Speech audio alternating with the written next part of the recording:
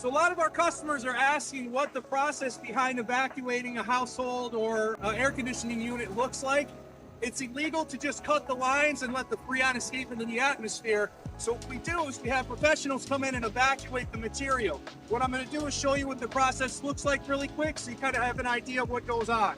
There's hoses that are going to be hooked up to the machine right here, and the lines are going to pump out the Freon from this hose, and it's going to go into this container right here.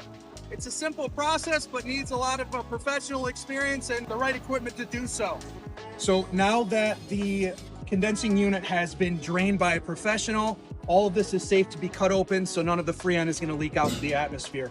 This is what it's going to look like with all the steel casing and everything removed. You're going to see the sealed unit, a lot of copper piping.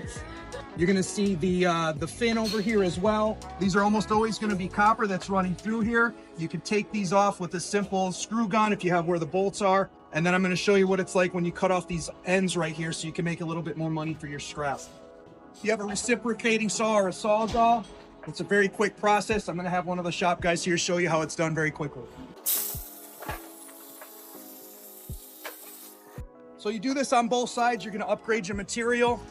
On average, you're probably going to make about 50 to 75 cents more a pound. If you cut these off, you're going to get paid for a clean ACR fin.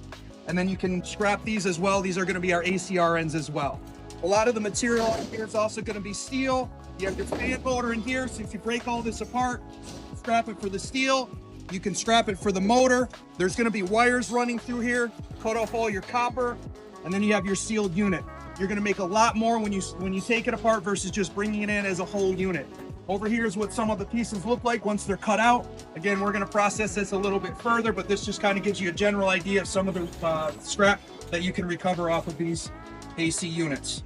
And then as always, don't forget the steel as well.